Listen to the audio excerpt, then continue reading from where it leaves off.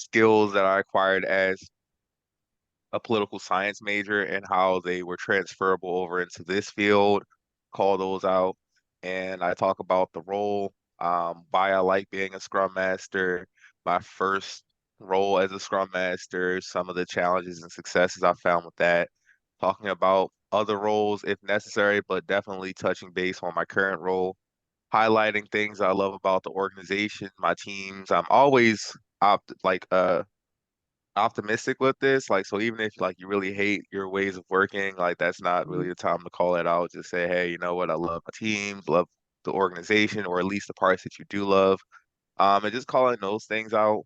If there's any like metrics you can say like, hey, you know what? We increased our velocity and helped it to become stable. Then you can call that out. Then also shout out what ways that you were able to help your team get to that stable velocity.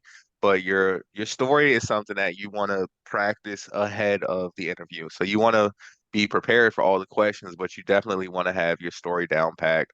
You Mhm. don't want to just talk about like your family and stuff like that. That shouldn't be the focus of like tell me about yourself. It should be career focused in that regard. There's no problem with saying like, hey, you know what, like I have two kids or whatever that looks like for you and your family situation, but definitely highlight professional success and how you can be an asset to the organization in a specific role. That makes sense. And usually you do 2 to 3 rounds of interviews? It depends. Like, so my current role, I am not the type that does all the multiple interviews. So I asked the recruiter before we even get into it, like, how many rounds of interviews are we Mhm. typically going to do? A lot of times, like with my friends that are interviewing, there are more than two interview rounds typically. From what I'm seeing on average, there's like three, and Mhm. that is not including the recruiter. So like typically it'll be like an HR manager or something like that who knows like the job description, but they don't really know like in depth of the job. They might know like more about the organization and then have like a general idea of what kind of person might be able to fulfill this role. Then you might get to speak with someone like a agile director or something like that, and then you might have to speak with, depending on the company, maybe like a Mhm. CEO or someone a little bit higher up than the agile manager. But it varies. Like my current organization, I interviewed with my manager and the agile director, and they made a decision after one round. It was just me speaking with them. Um, but it varies. But I would definitely prepare for more than one, and it's no problem to ask what the interview process looks like up front. Because Mhm. I have let some people know like 4 rounds of interviewing, that is a lot. Like I'm already working full time. I'm not interested in doing that. So Right. yeah. Okay. That's smart. Um, Trying to think of more questions, but yes, thank you for everything you've answered so far. Uh, hmm. What do you think discourages or like prevents people from getting a scrum role most of the time? That's a good question. I would say not being able to communicate like their professional accomplishments.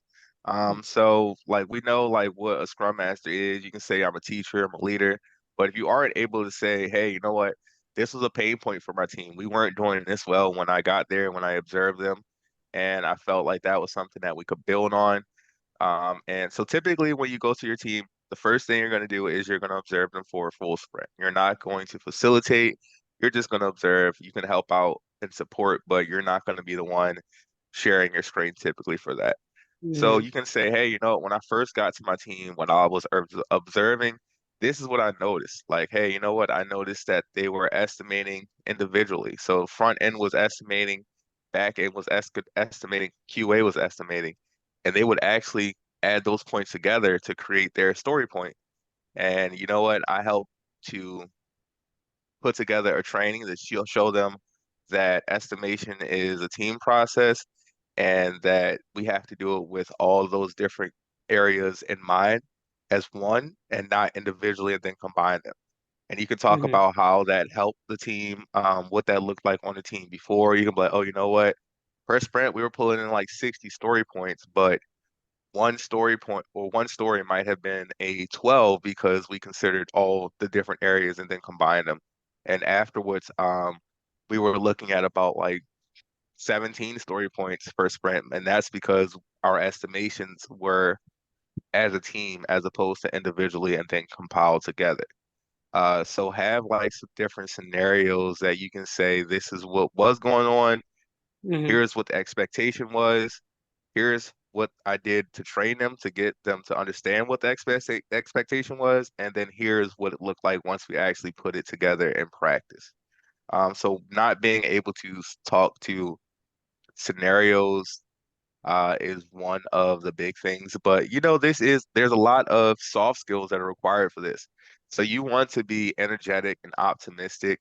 Uh, I really, from my interviews that I've had, uh, and for the Scrum Master role, the companies that I went with, they loved my energy. That was one of the things that they said. They were like, "We really appreciate your positive, like optimistic energy." And I was like, that's part of me being a Scrum Master. Like we're gonna encounter problems. So my mindset is let's be solution focused.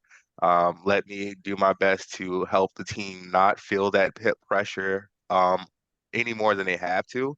I give them a space to vent if needed during the retros, but let's not focus on the problem and let's focus more on the solution. So when we go into talking about problems, I bring it up with my teams like, hey, let's have a solution in mind. Like we may not actually use that, we may build on it, or we may just say that's not the way we want to proceed. But at least we already are thinking about how we're going to get out of this and not just saying, hey, here's where we are, we're stuck, and just put our hands up. So having the soft skills and then showing the soft skills and being able to talk about real work experience that is useful for the Scrum Master and the organizations they're working for.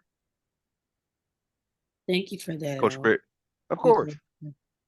Yeah, just to add on that, I would say the top things that may limit is not understanding the verbiage, not saying the proper verbiage. Very important. That's why we gave you all access to that vocab list first week, and we just told you all like this is the foundation. Continue to build on that. Like Coach Josh said, positive attitude, positive mindset. Um, you got to realize these teams will be working on complex projects. Some things will be things that just never been, they never worked on this in this company that you may be going to, or maybe something that your developers may have never worked on either. Like the experience is very minimal. So there are going to be some Debbie Downers on the team, but ultimately being that beacon of light and just guiding them to guide them to the shore. That's very important. Um, and confidence is key with this is something that it's no right answer as long as you're explaining yourself right and you understand your story, you understand the teams that you worked on. That's most important. Everything else, like, it's just a matter of showing up on time, you know, being presentable. I'm the type, even though I have a job, when it comes to our important meetings, I dress up. Even when it came to interviews, I dressed up. Some people don't dress up during interviews anymore. So it's just the small intangible things, like Coach Josh said, smiling, having enthusiasm in your voice. Those little things can, sending a thank you letter after an interview, just the small, like he said, intangibles that a lot of others don't, dot their I's and cross their T's on. That can be the world of a difference that makes you get the job over top of somebody else. Thank you for that. That makes sense. Of course. I think my next question would be, um, other than like the verbiage and stuff like that, is there any like specific like Scrum question that you're like, I've heard this in like 4 interviews. This must be like a question that always occurs. Let's say, for example, what is agile, or what type of agile methodologies do you use? Anything like that? Yeah, I'll answer first. I've never, the questions that I've mentioned, those are the main questions I've received. That's been consistent as far as, other methodologies. It's going to say it in the description of a job. But most companies that's hiring for a Scrum Master want somebody that practices Scrum. Now, you may see something that says, Agile coach, or, you know, a, it may be worded something different. Um, maybe an Agile project manager, you name it. If it doesn't say Scrum in the title, and we're saying 9 times out of 10, there may be that 10th scenario when they may be, interviewing for a Scrum Master, but they may ask you, hey, do you know anything about other agile, frameworks, methodologies, and if that's the case, yeah, you know, once again, it'll be in the description, but that's when you want to understand a little bit. You don't have to understand much, but a little bit about Kanban. That's another type of way how you can practice agile. It's a little easier. That's why we don't really practice. We don't really focus on it. We could send you a video on it right now of Kanban versus Scrum. You know, and there's other methodologies underneath that umbrella of agile as well. But those are the top two. Anything else is kind of, you'll have to expand your knowledge. Like if they're asking you to be a project manager, you know, usually typically a project manager, you'll either have to get a PMP, which is another type of certification that I'm actually working on right now. So it's a little more expansive, because you're not only just, instead of just managing or helping facilitate for the team, when you're a project manager, you're dealing with now budgets, and you're dealing with timelines via Gantt charts, and and you're kind of managing the people as well, as opposed to facilitating. So you have to avoid scope creep. That's the most important thing when it comes to a project manager. That's how they that's your scorecard. Are we delivering this project on time, on budget, up to the customer's expectation? So it's a lot more expansive. And sometimes not only do you need a PMP, you also need some type of higher degree, like an MBA or something to that nature. So like I said, typically there are going to, if you're applying for Scrum Master jobs, it's really Scrum questions. But Coach Josh, I don't know if you had anything to add to that. Yeah, I would agree. But there are like just a lot of questions that you can ask. You're never sure exactly which ones are gonna be the preferred questions for an interviewer. There are different interview people that will be holding the interview. So you might be talking to a leader of the agile practices. You might be talking to just a general HR person. And so the perspective of the individual is definitely going to have a impact on the questions you encounter, but most of them are going to be around like Scrum processes, and ceremonies and implementation of them. So you might see stuff like, what is the definition of ready? Or let's say they ask you about different ceremonies, and it's like, what is the purpose of a sprint retrospective? How do you conduct sprint retrospectives? So just saying stuff like that, and being able to speak to the different processes of Scrum, the way that it looks like with successful implementation of them, just being ready for all of that. So like, uh, who does who attends the daily stand up? You should be able to say, hey, you know what, the Scrum leader, the Scrum Master, the dev team, and the PO. The dev team are the ones that are required to speak up and answer the three questions, or to say how they're progressing towards their sprint goal. And our PO can also add thoughts, but typically they're only required to participate if they're actually doing development work.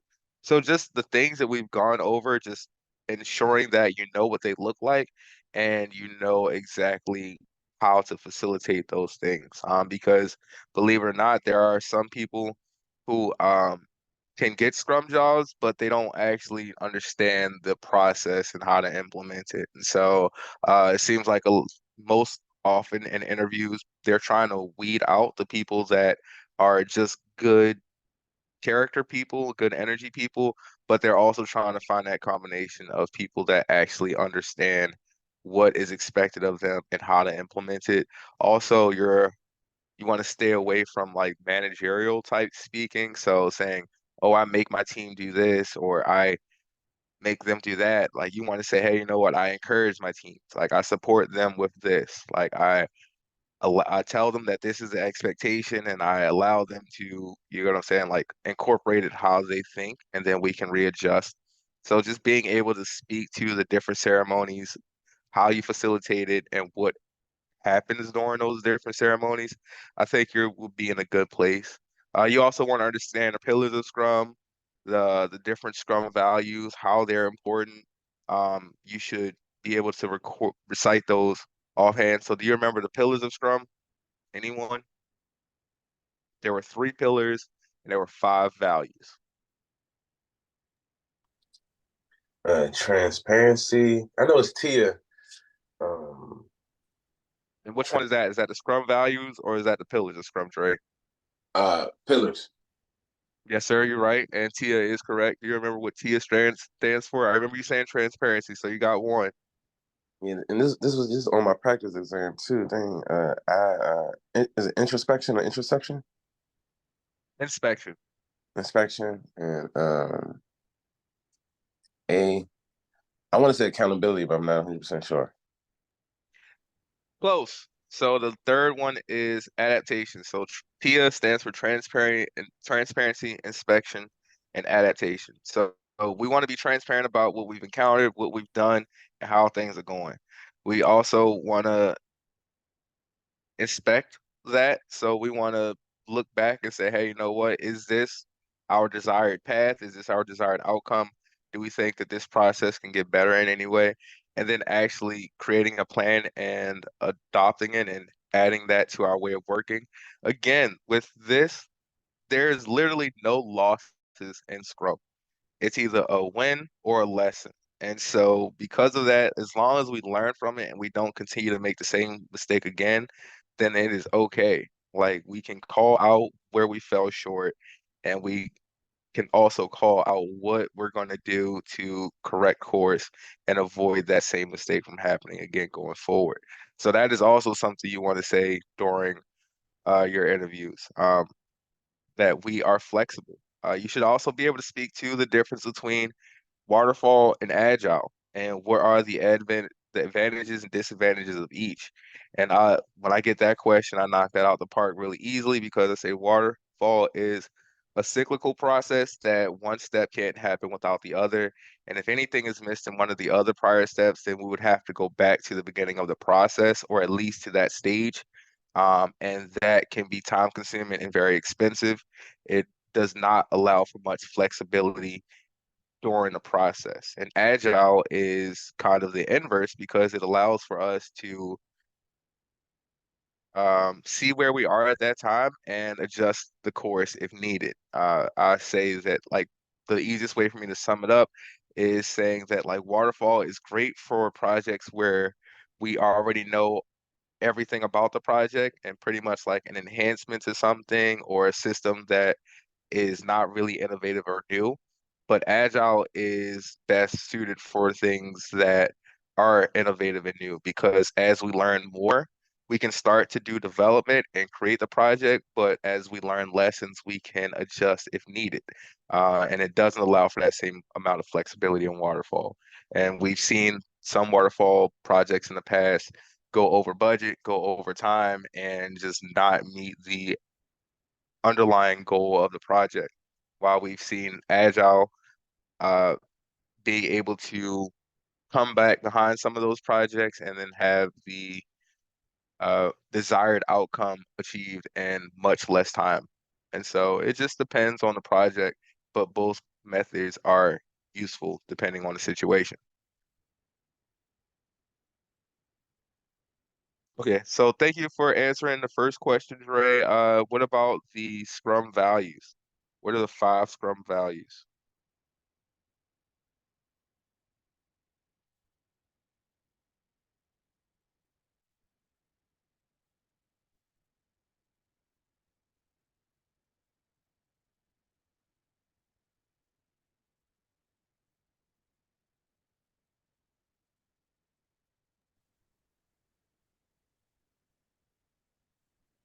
Commitment, focus, openness, respect, care.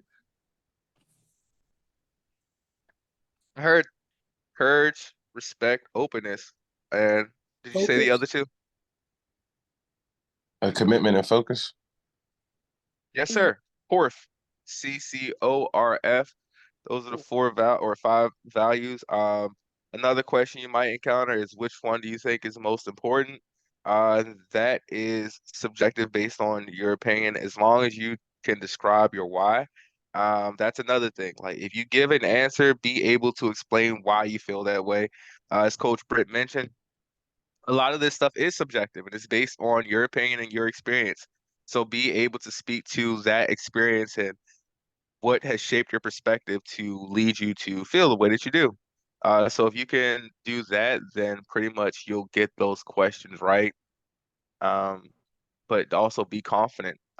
If you don't know something or you're not so sure about it, at least speak like you do, and be confident in that.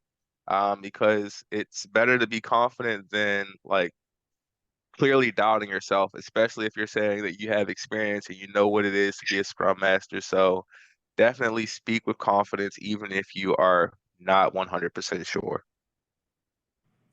I meant to ask a question. Which one would you all say is, in your personal view, because you said it's subjective and you all have the experience, which one would you say is the most valuable um, from both of y'all?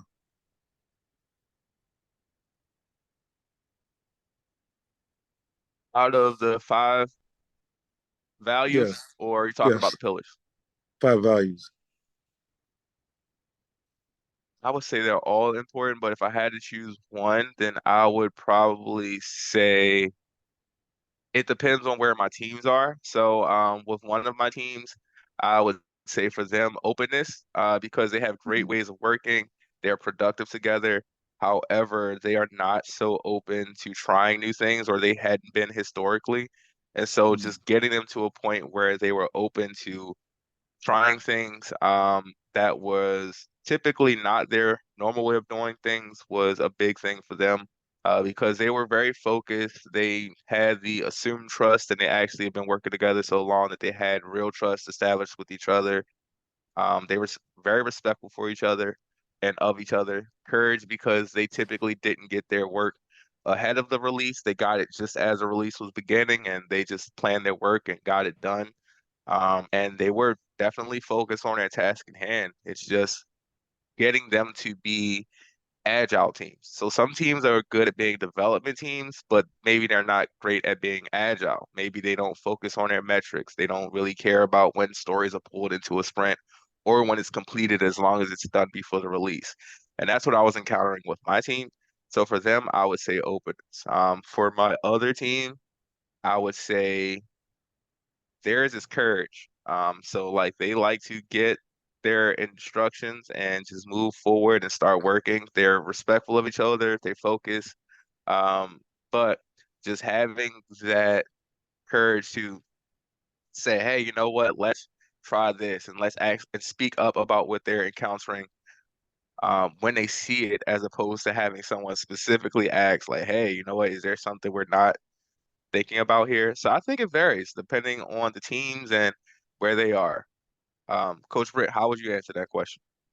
Yeah, I would say my number one answer would probably be openness, since we do understand that most times when a company is deciding to go agile as opposed to waterfall, for a project is because a project is very complex, like I mentioned earlier. So with that being said, if you're not open to change, if you're not, open to try new things, if you're not, open to get outside your comfort zone as, the developers or whoever's on your team, then it can be a little harder to, think outside the box. But also I've came into a scenario with a team where respect was lacking. One developer may have spoken over top of a developer, or one developer may have kind of like, how do you not know that type of energy? And that's not good because now you're kind of making somebody feel inferior and making somebody doubt themselves and their capabilities. So that's very important as well. Respect is key in any type of relationship, whether it's a work relationship or personal relationship. I'm sure we all experienced that where somebody you may felt like somebody was disrespecting you, and so then you may close up or you may be defensive or whatever that looks like. So you definitely want a team that everybody respects one another, and everybody feelings, everybody thoughts matter, kind of like back in the day. Some of y'all are teachers. No question is a dumb question. We say that all the time on one of our teams. That makes sense. Good question.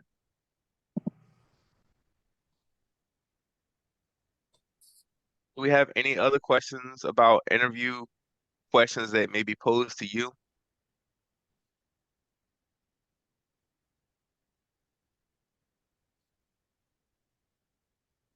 I have a question.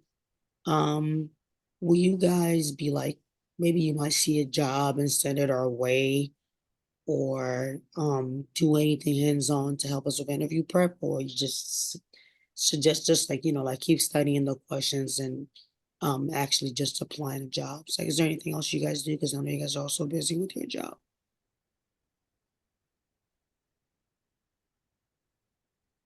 So like beyond this session here, um we typically don't have anything beyond that unless you have like some one-on-one questions that you come to us for. With this, we typically go over interview prep high level, and the granular details, it varies from organization to organization. There is going to be some research you're going to have to do once you get to like the interview portion. So I was actually speaking with one of my friends that is trying to go into the nuclear project management realm. We used to work together at UPS, and he was just telling me like the process that he's going through to prepare for this. He's creating like PowerPoint deck to present to some engineering leadership. He's done like 5 days of research on the company, different processes, potential things that he could implement within the company. And I've done similar things, but not to that level of detail of creating presentations, but just understanding the organization's history, where they are, their goals and objectives. So goals are long term, objectives are short term, being able to speak to those. Uh, the biggest things that you can do for your interview is honestly like self prep, like just understanding the organization you're interviewing, how it fits into where you want to be, and your professional aspirations, also understanding the role. Um, and I think this is a great question because this kind of leads me to like my biggest point for interviewing. I hate feeling like I'm just being grilled essentially, like where there's a clear cut, they're the interview where I'm the interviewee. So I do my best to make it more conversational. And so as opposed to just fielding all of these questions and responding, I like to ask questions as well. And you can ask strong questions that will pretty much align with what they were going to ask you and can like alleviate them asking you some of those questions going forward. So, based on my experience, I need to know like what your expectations are for me as a new person in this role. So I love to say, what does 30, 60, and 90 days look like in this role? And how will you know that I'm doing what I need to do successfully at those points? Like, how do you measure success at 30, 60, and 90 days for a Scrum Master? And you should be able to outline that for me as an organization. And just because you're interviewing for a role that may be a Scrum Master role, it may sound good, it may have the financial component that you're looking for, it may not be a good cultural organization fit. And if they can't tell you what your first 30, 60, and 90 days look like, then how are you going to know what if you're doing or trending the right way in the organization? And I've encountered that before. And it's like I asked my manager, what does 60 days look like as I was approaching it? And they said, you're doing it. And I'm like, that does not answer my question at all. Like, I don't really know how to assess my performance. And honestly, like I had a lot of anxiety there because like I don't know if I'm doing good or not. Like I don't really know what the expectation is. And so that was why one of the reasons why I left that organization. And another reason why I started to actually interview the interviewer, as opposed to just taking all the questions from them. So asking why the role is open. Uh, did the person leave the company? Did they move up? How long has the role been open? Asking about the teams and their current dynamic. So are you going to be working with new teams? Are these teams that have been with the organization, have they been working together for a while? What does that look like? What are some of your expectations for outcomes that I'm going to have with the team within the first 6 months? And so I'm going to send you a list of questions that I personally like to ask during interviews to make it more conversational. And I think that this is also a good checklist for you going forward, just to make sure that they have things in place. You do want organizations that want you to have some level of training or at least offer you the option of training for professional and career development, career growth. Um, Interviews aren't really tests. Like I think that similar to tests, you can overstudy for them, and that's probably the best method to go about it because there's so many different questions that they can ask you. But it's never going to be like something that you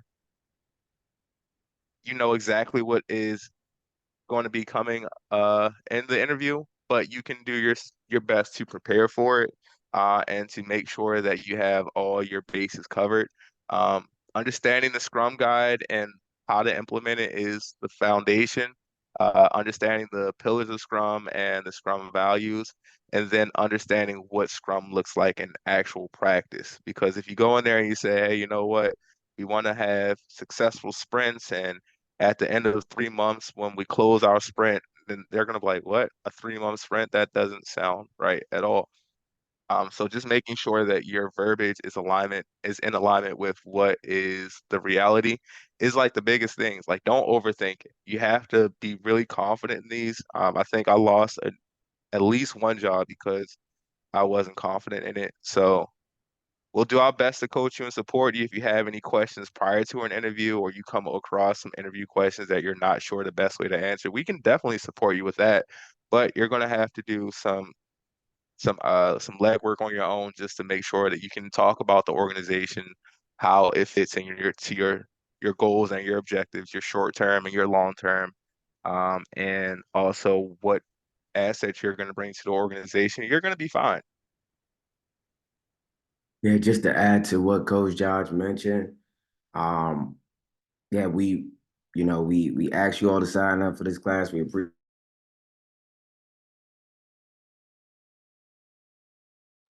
Coach Britt, you just went on mute. my apologies. Yeah, so we are here to coach you all, however that looks like. We're here for you all. What we're not going to do though is we're not going to apply for jobs for you. We had somebody come through the cohort and was asking us to do that for them. We can't interview for you. We can't work the job for you. So you, as Coach Josh mentioned, you have to do your due diligence if that's what this is what you really want. Um, that means just like how we can get on Indeed or LinkedIn or some of the other platforms that we shared with you, you all could do that as well because it just makes sense, because this is your career. But like I said, if you get stuck somewhere, we're more than willing to help you out of that ditch, but we don't have. I know I don't have the capacity. I can't speak for anyone else, but I don't have the capacity to send you jobs every day or do this or do that. If I do, like what you saw earlier in the cohort, if I do see any type of career fairs or job fairs, I'm gonna definitely send it to the cohort. So go ahead and stay in the WhatsApp group. That's everybody's community of practice. So I encourage you all to continue to stay in contact with each other.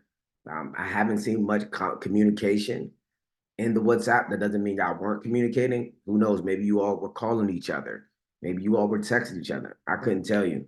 But this is where you all have to pick up the ball and kind of push each other to the finish line. Like I said, if that's confusing, let us know. But this is where you all have to pick up the ball. You know, take the test, get your certification. This is where you all have to, go ahead and, like I said, take those necessary steps to start day one of the job. And like I said, if you have any questions, we're always here. Our line is open to answer questions.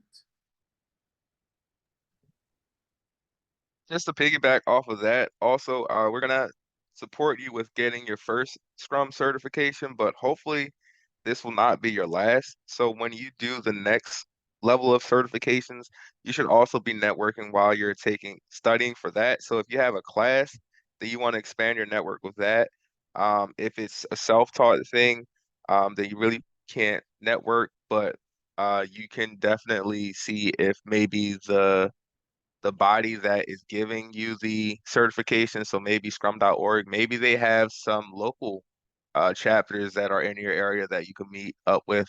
So I'm in school for project management and master school right now, and they have local PMI chapters, so Project Management Institute. And so I've joined the Baltimore area chapter, and they have I think quarterly, like they have events in person for you to come and meet with other people that are working in project management in the area. And so you have to expand your network. You definitely want to add more certifications because once you start seeing other Scrum Master certifications, there's going to be a lot of different certifications behind their names. That doesn't mean that they're going to be a better fit for a job than you. I got my first Scrum Master job uh after while only having my PSM1. So it's definitely feasible. Um, but also at the same time, you want to be adding on more to that. And if you can't find a local chapter, maybe of PMI or Scrum.org or Scrum Alliance, maybe you want to consider going back to grad school. I mean, if you have the capacity to do so, you could focus on something, whatever your area of interest is. Mine is project management. I also want to add my PMP and be able to have that role as well if I wanted to in the future. But a big reason I say that is because there's a lot of resources at your schools. So like I found out about National Black MBA, which is a job fair for tech for African Americans that is annual. They get about 10,000 people, employers and potential applicants. And this year is actually going to be in DC. So um, that is September 17th through 21st. I will post a link to that in the chat. I'm not sure exactly how much it is to register. I know that this April is when they open up registration, but there'll be a lot of companies there. Before you go to this, you want to look up the companies that are going to be there. You want to figure out which ones you want to go to talk to because there's so many people and the place is so large, you can't talk to them all. And typically there will be lines to talk to these different organizations. So before you go there, you have to do homework. You have to figure out which ones have job openings that you want, which ones have job openings that you feel you align with and want to actually be considered for. You want to apply to them before you go there. And so when you go and you speak with someone, you say, hey, you know what? I've done my research. I'm interested in this role with this organization. I've already applied. And that way you already have a starting point for your conversations. And it's a lot easier for you to get your foot in the door when you have someone that's already in the organization helping to say, hey, you know what, we have this applicant, they might be a good candidate. Um, there are other tech conferences that we can post and share for you as well. I would definitely say go to the National Black MBA, even if you have landed a job by then. But just keeping your doors of opportunity open, and expanding your professional network, that you will never know who you might need or who might need you later down the line, and you can help to have uh, some professional networking that you can always call upon. Because in my class, believe it or not, one of my classmates was let go from Northrop Grumman, and she doesn't really have a network that she can call on to get a new job right away. So fortunately for her, she had our professor, and he posted that to the class, and some of us were able to pass along like recruiters or some job postings that we had been shared for her. So just being ahead of that and just doing your best to expand your network with this is something that is going to be essential for your career and for your professional development overall.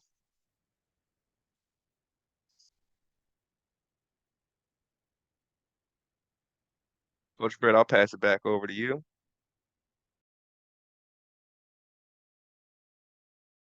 Yeah, no, I have nothing to add to that. Just, as Coach Josh mentioned, a network is important. Half of these tech conventions and tech meetups that we know about, we wouldn't have known about if we didn't network. There's so many different groups out there that are hiring outside of your brick and mortar, Indeed, Monster.com, so on and so forth. Another big tech festival, and you could just Google it, tech festivals all over the United States, technology or IT festivals all over the USA, but Southwest, it's a SXSW, which is a Southwest conference that's been going on for over 10 years now. It's from Southwest, the airline company. It's super popular because it's a massive conference with music, film, technology, all put together, and it's in Austin, Texas. I think they have it one or two times a year. And it's called, like I said, SXSW. Isn't Uh, it South by Southwest? if you just Google SXSW, it just comes up, but it may be called something else as well. I think it stands I for, think that's abbreviation. South by Southwest is S, what you just said. yep. So yeah, long story short, it's plenty of different events that happens all the time. I remember one thing I used to do because, like I said, I'm the type I'm hungry and I like to grind. If it's a local university near your house, they have career fairs. Just pop up. They're half of the time these career fairs, they're not asking for a student ID. So you have to be aggressive and just find other ways to find a position, especially if online, just cold calling, not really cold calling, but just cold applying is not working for you. And it may work for you. It worked for me. Um, and I know Coach Josh saying for him with one, and that was when we both had just one certification. This certification you all are about to acquire. No, Abla, you already have it, the PSM1.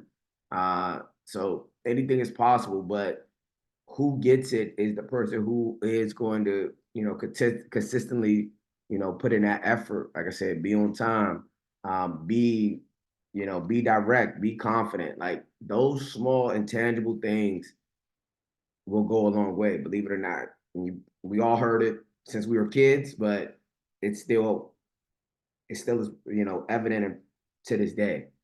So, any other questions in regards to interviews? Any interview questions that people want to go through today? Like I said, this is just a pretty much a wrap up and getting ready for an interview type of class right now.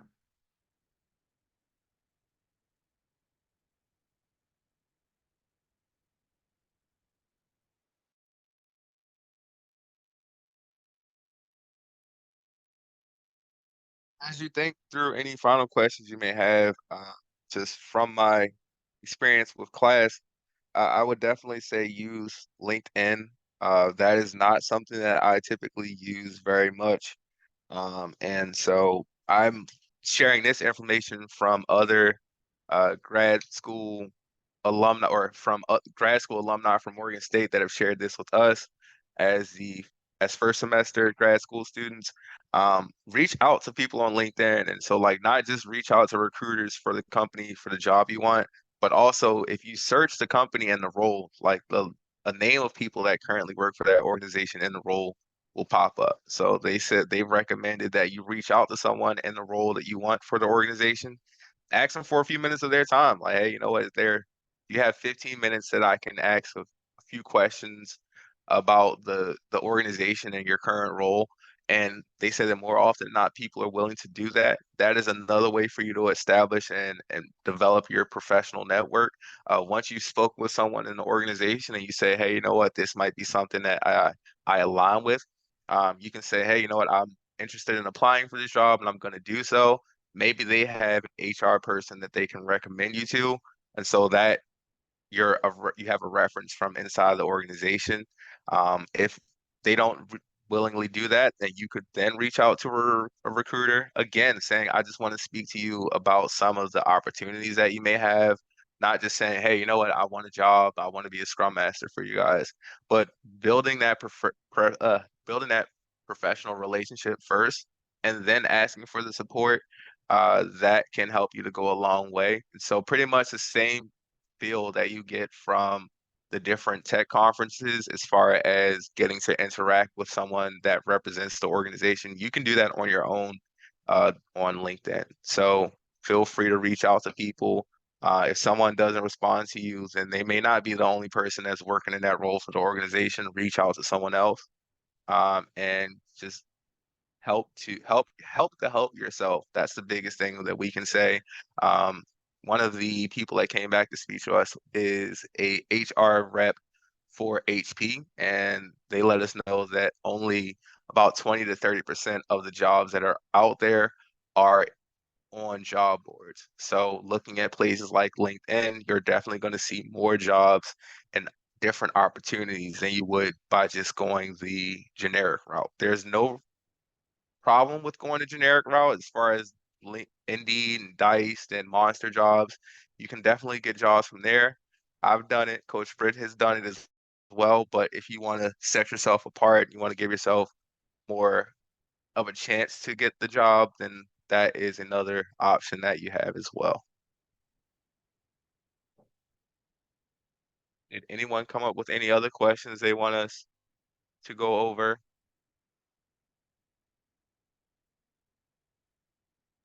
And speaking of LinkedIn, if you don't have a LinkedIn, you'll have that background, that profile.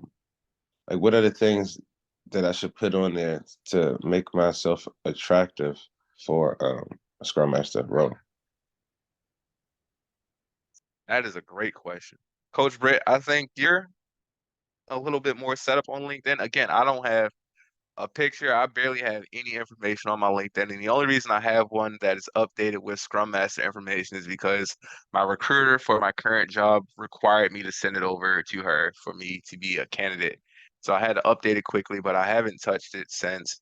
I haven't gotten any jobs via LinkedIn. I haven't applied for jobs via LinkedIn. But believe it or not, I've actually had some cool opportunities sent to me. But because I'm not active on it, then I missed out on those. Like one was a CEO from a company saying they needed an RTE for $80 to $90 an hour, but that was in like December or something like that. So I missed that one. But Coach Britt, do you have any insight on what exactly would go on your LinkedIn for a successful LinkedIn? And the only thing I can do is what we mentioned in a previous class. I can share my LinkedIn. It's not something that you'll get right in one day. It takes it takes it takes time. Just like any of your other social medias.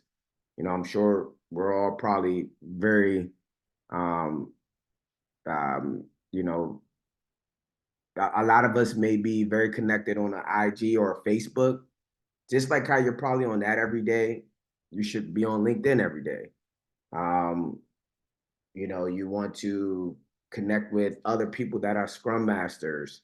Uh, you want to, if you see any post that you know make sense to you, you want to repost it, and you may want to comment on it. You want to create new posts. You want to, for the about yourself, you want to write something in there.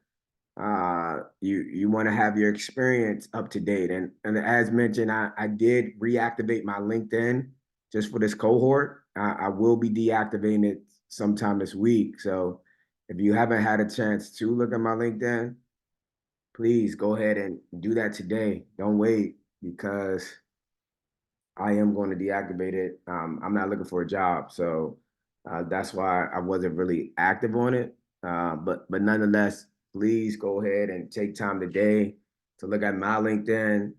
Um, People that are my friends, associates on LinkedIn, you may want to add them as friends and just take a deep dive into it. Like I said, it's really putting in them 10,000 hours. Put in that time. That's the best I can say. I'm not really a social media expert. I just did and I'm pretty sure I'm not using it to its most capabilities. I just did the bare minimum.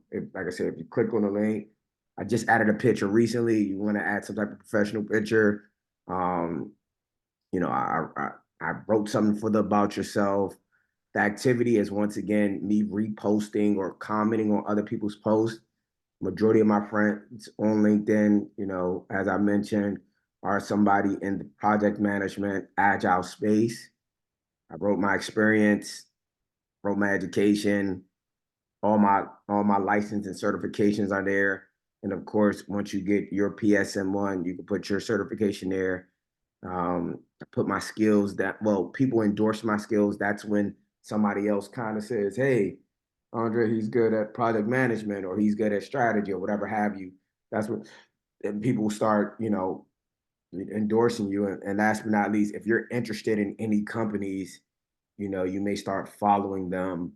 But yeah, at the end of the day, team, I wouldn't say I'm an expert either.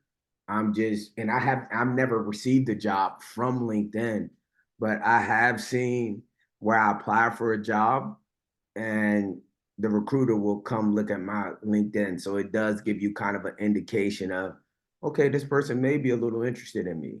But like I said, I haven't received a job from this platform. But yeah, it's important to have. A lot of recruiters and a lot of companies, when you're applying for jobs, they will ask you, hey, what's your LinkedIn website? So it's something that we strongly encourage, especially going into this industry. And adding on what Coach Britt just said, I don't have a picture up. I have just like pretty much essentially my resume and my certifications. And I've had recruiters and, like I said, the one CEO reach out from the company on behalf of a job. And then again, I didn't look into it. I'm not sure if they're like spam profiles on LinkedIn or not.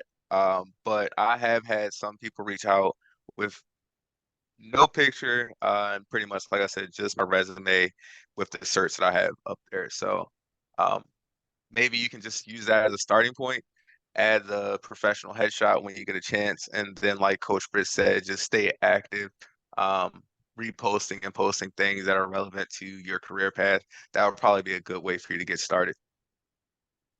Yeah, like I said, it's not going to happen overnight. Just like I'm sure whoever has social media here, your social media, your LinkedIn, your IG, your Facebook, what you had on it day one when you first created it compared to what you have 9, 10 years later, I'm pretty sure it's way bigger than the first day you had it. So same here.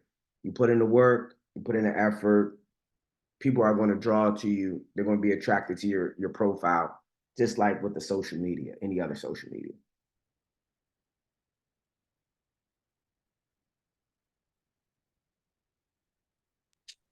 Thank you.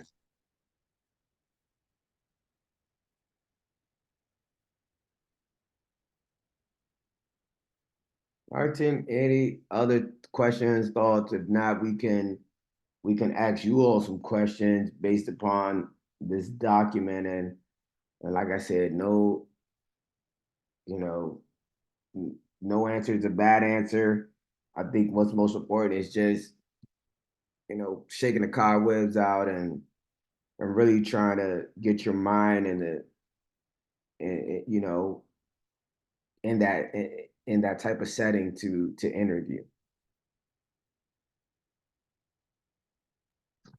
Do we want to take our break before we get into the interview questions? We're at 10:08. Sure.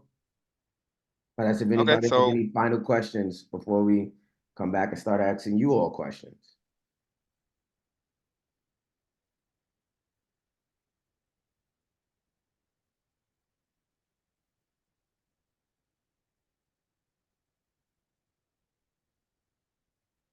No questions. All right. The team will take a quick break starting now, and we'll come back around 10:20. yeah, sure. 10, 20 Cool. minutes from now. Thank you.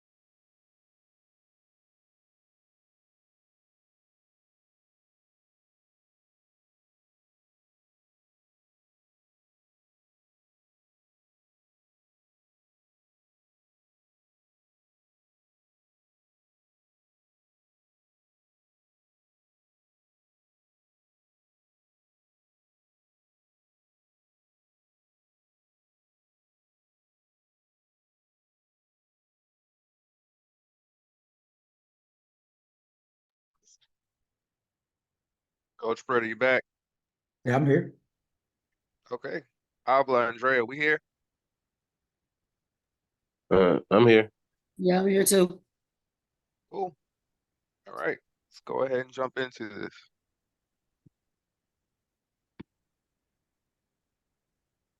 Coach Britt, do you want to kick off with the first question? Sure.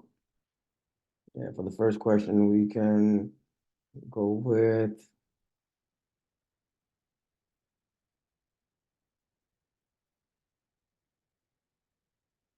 all right. Go with this one right here.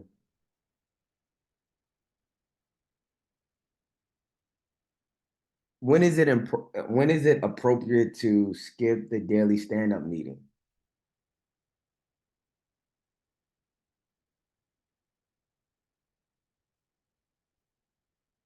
We can start with you, Havla, then go to Andre, then vice versa for the next question.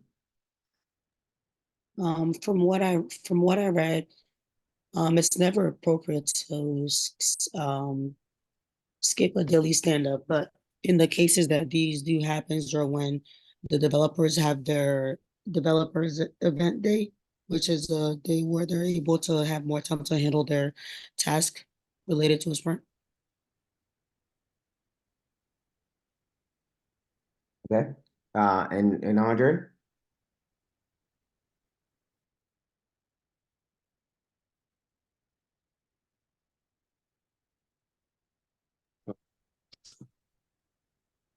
I don't excuse me. I don't think we never do our daily stand up. We want to keep it consistency with the time frame, and it's only a 15-minute event. If we have to cut it short, we cut it short.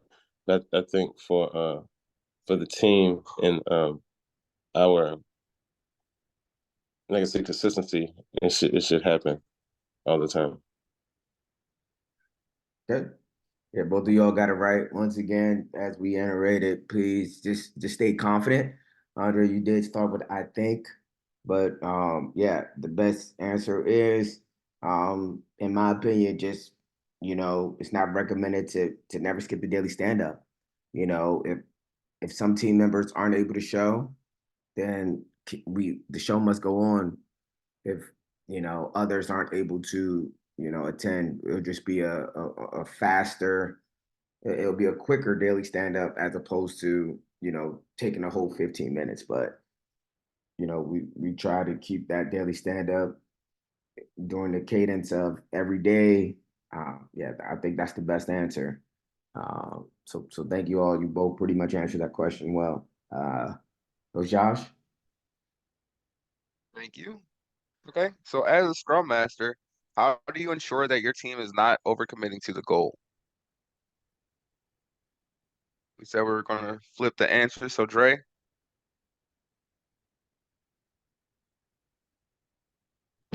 Um, for us to no, for us not to be overworking for that goal, we must have our clear goal. Have our product backlog items and product goals um, ensured. When we have our daily stand up, when we have our reviews, sprint reviews, we discuss who's working with what, so we won't be overloaded and backed up with work. TJ. okay. Thank you, Dre. Abla, I would go with the same, just making sure we have those clear goals during the daily stand up to make sure we're sticking to what's within our sprint to make sure everyone is aligning with the same goal as to what increments we're working towards. okay. Thank you both for answering. So I like where you were thinking with this one. The direct answer that I was looking for is using the team velocity. And so the velocity is the average number of story points the team was able to complete over the last 3 to 5 sprints, however you calculate it. But yes, once we actually start the sprint, then you want to use the time to ensure that we're progressing towards our sprint goal. and that we're doing everything we can to meet our commitment. But this question typically is like a planning type question. So what occurs during sprint planning, and the way you ensure your team is not overcommitting is you use data, and in this case, it is the velocity. So you just want to use your team's velocity to help them with pulling in work during sprint planning. Back to you, Coach Britt. All right. Next question is who holds the Scrum team accountable during a sprint? We can start with you, Albert. The Scrum Master holds the Scrum team responsible during a sprint. That is their job to keep everyone on track, facilitate the daily stand-up, and to help the developers or even the product owner with any impediments that may come up, and to also be available for whatever may be a obstacle along the way to make sure they're able to produce high quality work. All right. Yeah, And over to Dre. I would have to piggyback off on that. The Scrum Master is accountable for the Scrum team's effectiveness. So we have to make sure everyone is doing their role. We are the true leaders for our team and for the organization when it comes down for the work we're performing for our contract.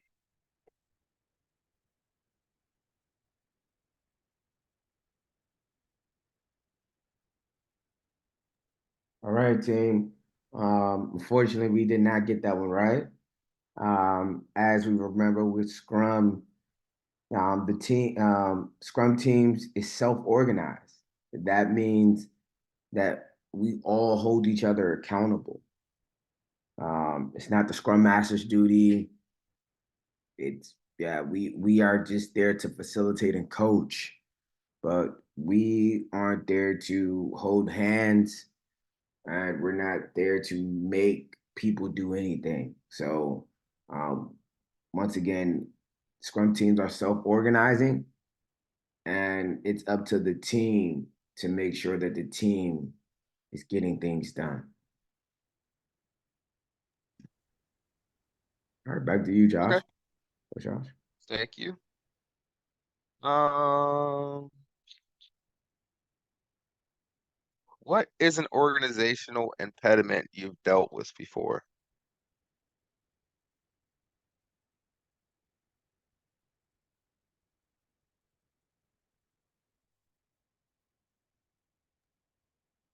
Okay, an organizational impediment I've dealt with before.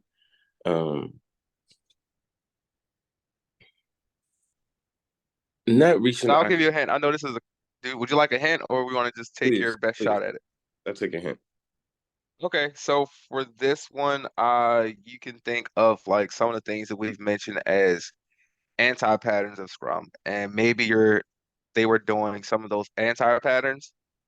Not sure if you remember what some of those anti-patterns may have been. So just thinking about what some of the anti-patterns are that we discussed and how you help your team or organization to move beyond those. Okay. One impediment that I have encountered at a previous location, for daily scrum. Sometimes they would try to move that time frame daily, but I had to scale it back and let them know that we need to be set with a consistent time every day. We can't be switching up the time box willy-nilly. We have to stay focused and get that time in done, and also overworking ourselves, scaling it back, going up, going discussing our burn up and burn down charts, and make sure we hit our targets. Thank you, Dre. Nabla? I'm gonna take a shot at this. I don't know if this is correct. But to answer a question like this, the example I can think of is um I could go with previously on one of my previous teams, I had a developer that had that didn't see the purpose of the use of the daily stand-up, so they wouldn't show up, and I had to schedule a meeting time with them to understand why they weren't coming to the daily scrum and actually take the time to foster them and teach them the reasons of why the daily stand-up matters and why it's a big part of the scrum methodologies, for them to realize that in scrum it's all about teamwork and how everyone's um, actions and effort matters to get the sprint done. Would that work? Thank you both. All right, so for you, Abla, yours is more at the team level than the organizational level. But for the team level, that is spot on. That is definitely an impediment that you might have to overcome. Dre, for your example, that was something that could have been something that was at the organizational level. And I like how you added that you use the burn up and burn down chart to help your team realize when they're overworking or overcommitting. So I would just add some more of our terms with that and just saying utilizing velocity to ensure commitments are met and that workloads are feasible for the team. But yes, you both you are pretty much in alignment. Avla, I would say like, hey, you know what? Maybe instead of just saying like you had one developer, you might say, hey, you know what, teams and the organization typically did not see the benefit of the daily stand up, and it was often a practice where teams might choose to not have the daily stand up. And so I help them to see the benefit of having a daily stand up and having that daily touch point with the team to monitor and track our progress towards our sprint goals. But nice job. Thank you both. Coach Britt. All right, sounds good. I'm going to go to this question in regards to our review. If you don't have anything up, I have one. Okay. Yeah, I have one. What Okay, is, go for yep, what is the importance of a sprint review?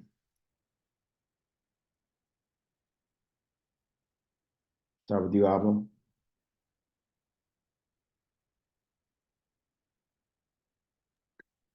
Hold on, I'm getting my answer. Okay.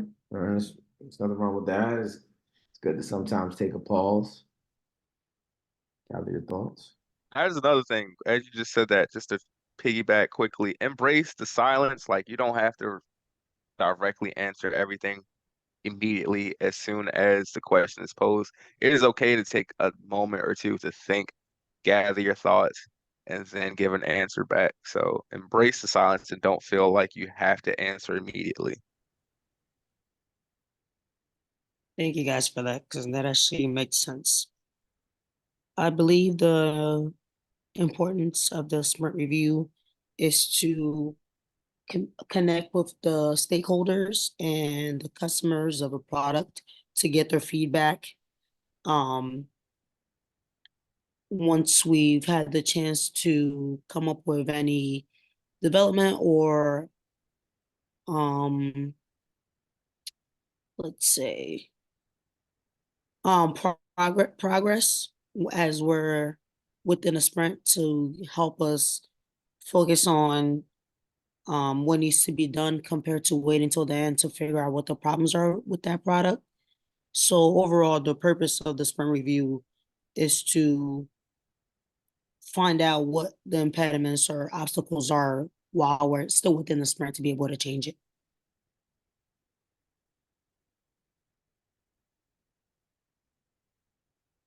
All right, thank you. And Andre? Hey, Yes, the purpose of the sprint review is to see our goals, see where we are. Will the outcome be smooth transition, or do we have future adaptations? Do we have things that we need to improve on, things that we need to change? Is that time where we get the stuff together, like what Albert said, with our key stakeholders and our Scrum team, and just work out the kinks, make sure we're on the right path to finishing. Um, the sprint and get into the definition of done. Okay, nice. Yeah, you both pretty much got got majority of pieces of it. The keys that was looking for was, allows us to show to our customers slash stakeholders. I did hear somebody say stakeholders, kind of show the progress towards our sprint goal, our definition of done. I heard Dre mention that. We want to get some type, receive some type of feedback on, if we're doing things well or if we need to move a little bit to the left or a little bit to the right. And last but not least, we just want to make sure we deliver in value and finish off and getting closer and closer to our MVP, our minimum viable project or our product or our just our just getting to our final solution, our final software, product, service, whatever that looks like. Yeah, so you all pretty much hit the main pieces. So great job. Over to you, Coach Josh. Thank you. How do you build trust in your team as a Scrum Master?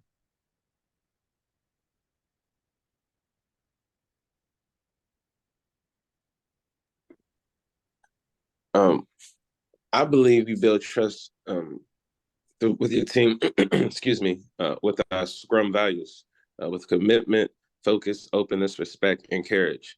Um, Once you empower the team to be open with each other and have transparency also with the Scrum theory as well.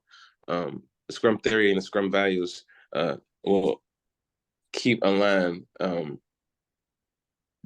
our goals as a team to work together and to achieve the ultimate goal of um, getting work done and working well as a team. Thanks, Trey. Nicola? I agree with Andre to build the way to build trust with your team is to use those storm values and also being open, being able to show up for them, just letting them know that no matter what, they can always come to you, being positive, motivating them, being able to foster, whatever it is they need by letting them know that they're not alone. As again, as Britt um mentioned earlier, like in Scrum, everyone's there to help each other out, and just knowing that it's a teamwork environment and knowing that there's always someone around that can provide that guidance, even though we understand that the Scrum Master is there to like help everyone, is still also at the end of the day, like what one person won't be able to do, I'm pretty sure somebody else will be able to do. So just letting each other know that they have each other's back and communicating that, and also always providing that positive mentality lets them know that no obstacle is able to is going to be big enough to stop what they're working on, because there's always going to be a way to figure it out together. Great job. The answer I was looking for is pretty much creating opportunities for open and honest conversations. Pretty exactly what you both said. So good job there, Coach Britt. All right. Can you describe what does technical debt mean? Mm.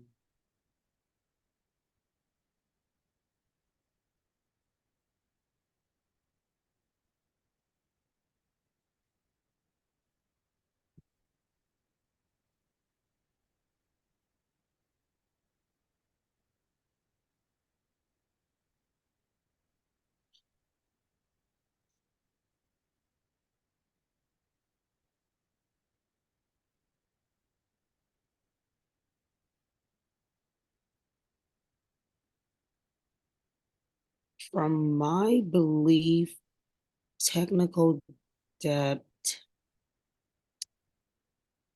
is a solution to a software development problem. That's about as much as I know. Okay. And Andre?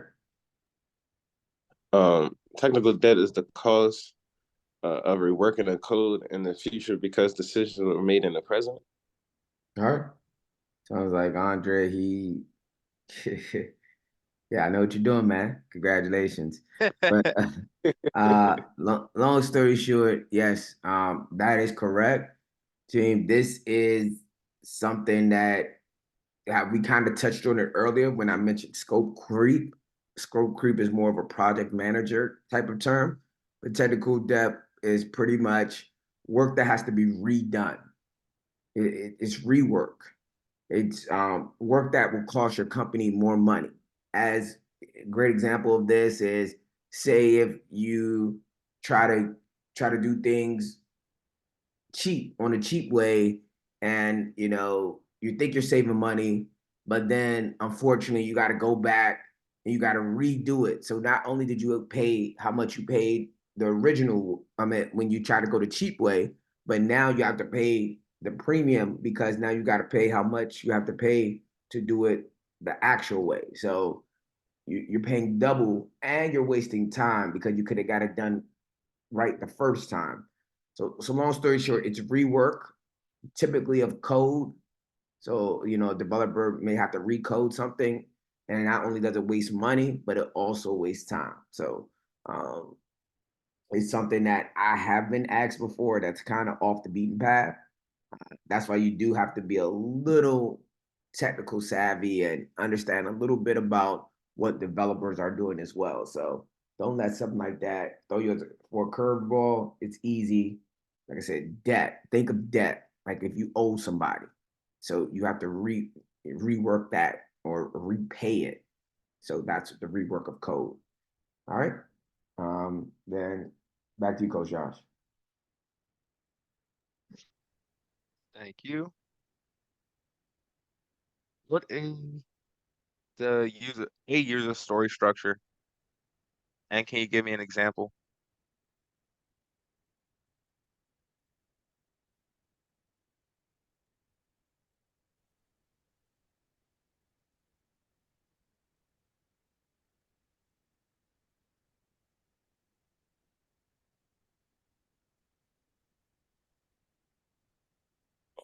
All right.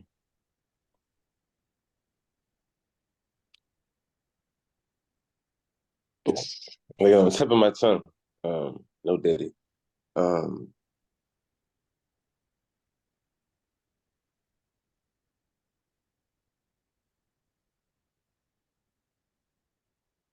I hope my name never becomes an adjective. no, that's facts. Dang. Um, would Jared be one? No, sir. Okay. Then no, I'm not 100% sure. No worries. Abla, do you want to take a stab at this one? Yeah, I'll take a chance. I'm not sure the user story structure is the same as the user story mapping, but I do know that the Scrum team ensures that uses a story mapping just to ensure that they're focusing on delivering features that provide the most value to the user. And product as a way that evolves and meets the user needs. And a way to do that for me will be understanding the user needs, creating the user story, mapping the user stories, prioritizing user stories, and iterating and refining it. I don't know if that answers the question. Nice attempts, but the correct answer for this one is actor action benefit, and that typically takes form in the as a I want so that format. And an example would be as a customer, I want to shop online from websites so that I do not have to visit a on-site store. So that is the setup of a user story, and that is an example of what a user story is. Story mapping is not quite user story structure and what a user story is. Okay. Yeah, team, I would encourage you all to make sure you look at the our old classes. I remember Coach Josh went through a scenario of going to an ATM.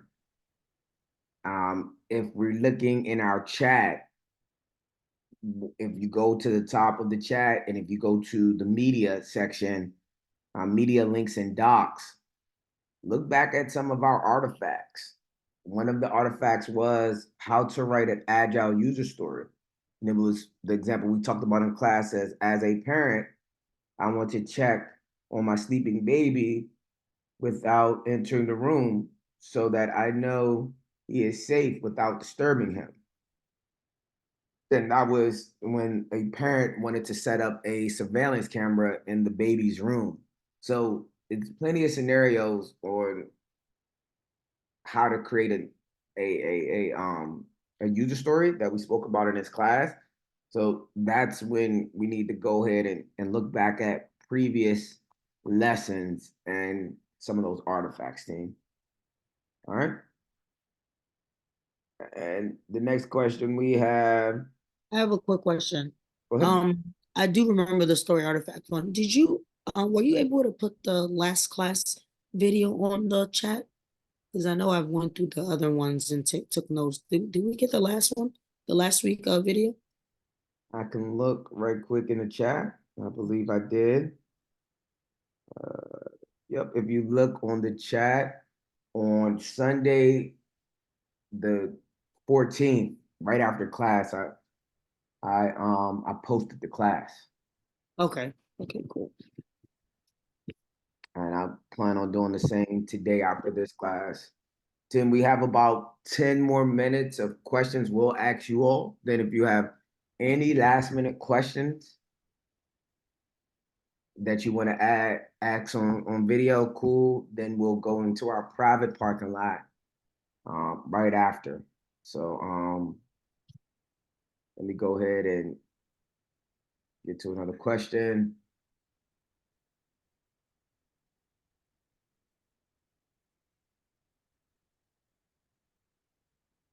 All right.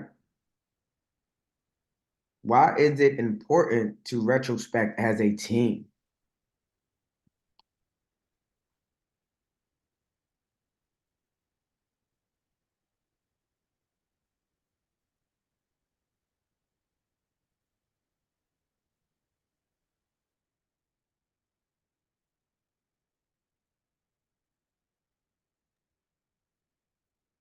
All right. I guess it's my turn, right? Yes. Okay. It is important to retrospect as a team because it is the time where the team comes together to talk about their last completed or recent sprint. And it provides them the time to learn and improve as a team. During the sprint retrospect, everyone is able to get their feedback on what worked best for them or what didn't work as good and they can use from this meeting to incorporate in the next sprint to create better results and work better as a team. It also gives everyone a chance to be heard, and also again brings in that notion of teamwork and being able to be open as well. Nice. Over you, Andre. I believe the sprint retro is where we increase our quality and effectiveness. We all come together and express the Scrum values, especially mainly openness, so we know what went right in the sprint, what went wrong in the sprint, and how we can be better for our next sprint. And we may even put some of the stuff we talk in the retrospective um, in the sprint backlog for our next sprint. So it's important to look where we are in the present and also how we can improve for the future. All right, nice. Yeah, I like what both of you all said. Abba's was a little bit more in the money. She spoke about, learn and improve from the team as a whole, but I also like how you said, Andre, about the openness. Definitely have to be open because these are this is a constructive conversation. Uh, this is where we talked about what we did well over the last, 2 weeks or the last sprint, how we can improve and any actionable items on how we can get better for the next sprint, what we want to do to make any changes. So all team members can be heard. Everybody has a voice. Recommendations are all being accounted for, and it's an open discussion. So, like I said, enjoy what both of you all said. Back to you, Coach Josh. We have about two questions left per person. Time boxing accordingly. Back to you, Coach Josh. When is the story ready for development? I'm sorry, ask that again. When is a user story ready for development?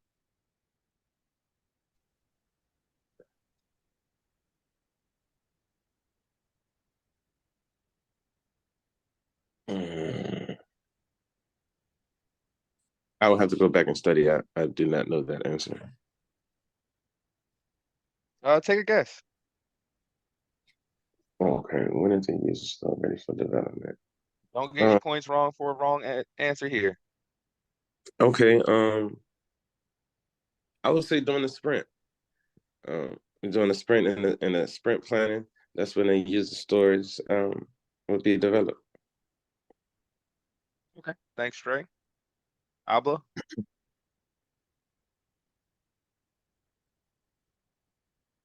I believe a story is ready for development after it's been tested, um, and has met the definition of ready. Abla, spot on. So you mix two things up. So after testing, that's towards the end of it. Like that is when the story is already in progress. The correct answer here is when it meets the definition of ready. Yay! Go over to you, Coach Britt. All right, that was a good one. All right. What is the role of a product owner in Scrum?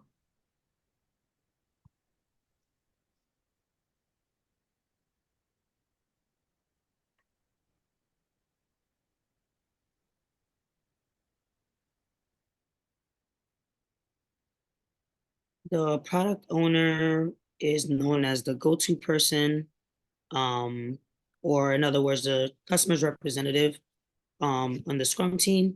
He's a person that the developers can go to when they have questions about the product that they're building. He's also the person that the Scrum Master can go to ask questions that he may have or any issues when it comes to the product, the developers, or even the stakeholders. The product owner is essentially the person overseeing the whole product backlog and also the one that determines what is and isn't ready at the end of the sprint. The product owner it develops and communicates the product goal. They create, clear, and communicate the product backlog items. They're like the middleman with the Scrum team and also the stakeholders. Um, they go back and forth between the state with the stakeholders, wants and needs, and bring it back to the team and see where the developers can add value, or not add value, but add value to that sprint.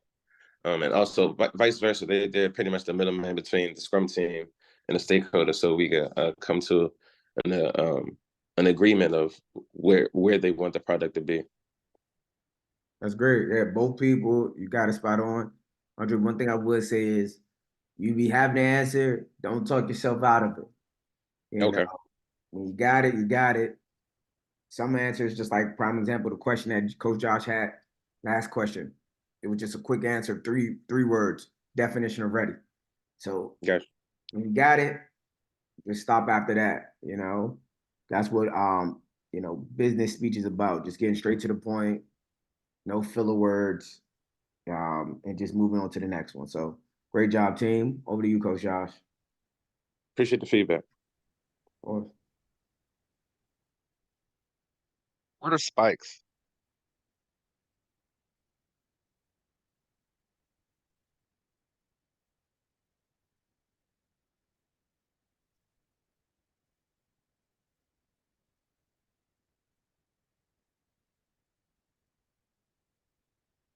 In software development slash agile, what are spikes? What are spikes? Time box user story um, that is created in order to research a question or solve a problem. I'm glad Google was there for that one. Facts. Yeah, you got it though. Abla, Good job, Andre. I wasn't sure I was gonna go with the fact that it was a feature that may require further research to develop. But I think you I phrased said it the same differently. thing. Yep. The sense like figure out a way to put it in your own words instead of having like the textbook definition, but Mhm. you're right, it is a story or a feature that requires further research to know exactly what needs to happen next. But All right. My final question is one. This is the great one that I believe I've received a couple of times, and you know, hopefully you all enjoy this last question on my side, and Coach Josh will finish us up. What is your greatest strength? What is your greatest weaknesses?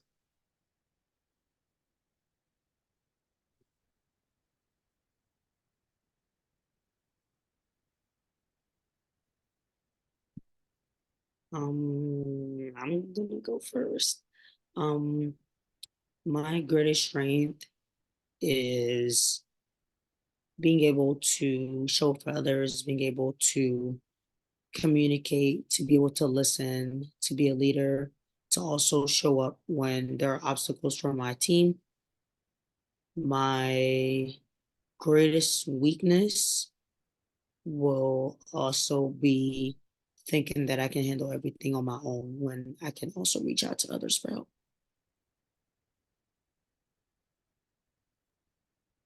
My greatest strength is just the ability to work with a team. Not everyone can work as a team. Some people like to do it on their own, put everything on their shoulders. But my greatest asset is to play my role and let others do what they get paid to do. And my greatest weakness, sometimes I could be too laid back and letting everyone do their role per se.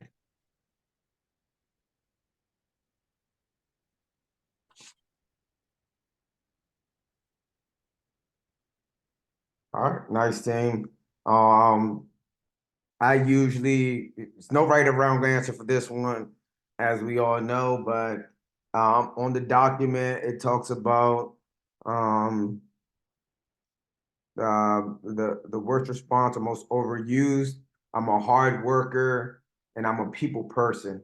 Some of the best responses is employers, as far as strengths, employers have always said I have a strong work ethic and I commit to a goal. I will not fail to deliver my promise, work on time. So just talking about your perseverance, talking about your knack to get things done is very related and very likable when it comes to strengths. As far as weaknesses, um, you never want to say one thing I do see that some people say that doesn't make sense. You never want to say I have no strengths or nobody's never said anything bad about me.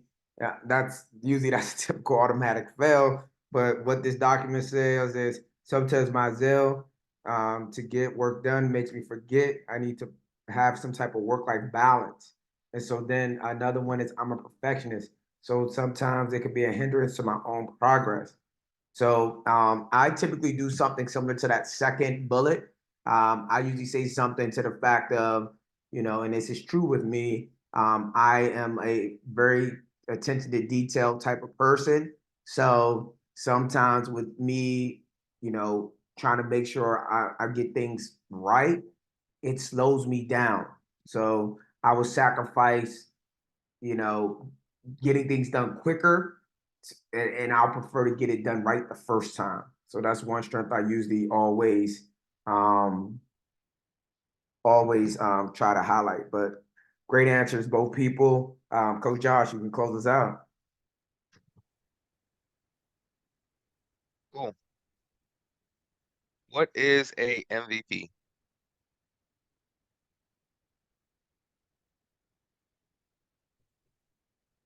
You said MVP. Yes, sir.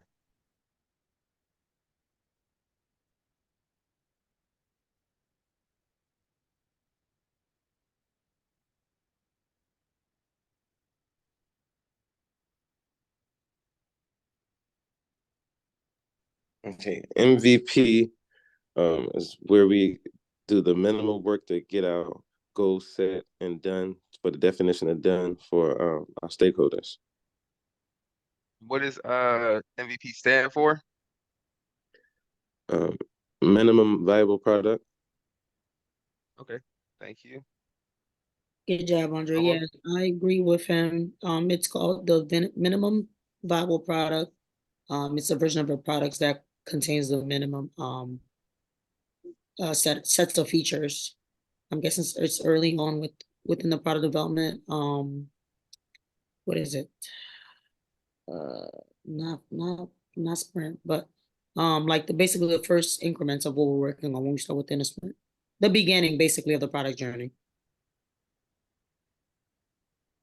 So yes, the MVP is a minimal viable product. The correct and most accurate way to describe it is a version of the product that contains the basic features that are required for it. So it's not going to have full functionality. Maybe for a customer website, it looks like you can go there and you can check out, but maybe you can't create an account that you can store your information and check out easier, but you can still go there and get the products that you need. So that's what MVP is. Good job. One last question just to follow up for that. Can both of y'all give us an example of an MVP?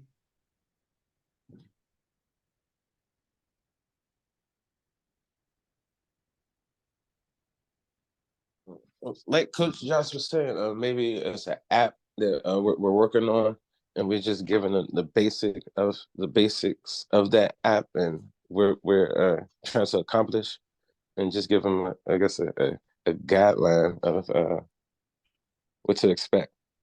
Yeah, not explain it, just an example. Oh, okay. When you first developing an app, let's say Instagram, and you just give them the detail of how the stories would be or how the wall would look, I guess. Okay. What about yourself, Album? Mine will be working on, let's say, maybe the Walmart app and giving the maybe just finding out how the things that customers will be shopping for will appear. I'm gonna go with that. Just finding out like the basic things as like the font, how the pictures will look like, and how it'll show up for them to select it and view it. Would that qualify? Okay. Yeah, both of y'all kind of were in line, but what I was looking for is like, and you don't even have to talk about, an application. You could talk about a product. Prime example, Mhm. the iPhone 1 comparison to the iPhone 15. Like the Galaxy 1 compared to the Galaxy 15. Your typical old school refrigerator compared to the refrigerators that we have today. Your old TVs with the fat ass in the back compared to your HD TVs that's flat that can hang on your wall that has all these applications on it. It could be anything that you know you could think about how they started from the bottom, like its first product compared to when they were in the game for a few years compared to what they're doing right now. We could talk about Nike, how back in the day, and And in my opinion, this wasn't an improvement for our customers, but it may have been an improvement for them. They took feedback and they continue to adjust. Nike back in the day, I don't know if you know, but if your shoes messed up back in the day, you could literally ship your shoes back to Nike and they will send you another pair. But nowadays Nike doesn't do that anymore because I guess customer feedback, they were getting too many returns and they adjusted their um their business plan, their business strategy, how the way they focus on customer satisfaction. So, long story short, these are many examples, and I'm sure you can think of many examples yourself of where a product started and where it is today. Um, so yeah, those were the last, big questions. I think everybody did a pretty good job, considering this was our first time going through interview questions. I think y'all are ready. Like I said, the next steps. I know Abla, you already have your PSM, but get your certification. Reach out to us so we can help you all ASAP. You can't start applying for jobs until you get that cert. Right after you get that cert, start applying. You know, go to as many job job recruitment type of fairs and so on and so forth if you need to, but just put yourself out there. And once you get on your first day of job, all of this stuff will come naturally because as long as you put in that work, as long as you were paying attention, as long as you were studying all the artifacts that we presented to you, you're going to be ready for that first day of work. We guarantee it. There's plenty of people that came through this cohort. They received the job and they excelled through it. So we have no doubt in our minds that you all can do the same. Last call, team. Any other questions that we want to have on the recording before we close out this recording and go to our private parking lot session? No, sir. Nothing on my end either. All I right. have a question for after you stop recording. All right, sounds good. Well, team, we truly appreciate you all taking taking this class and see you all later.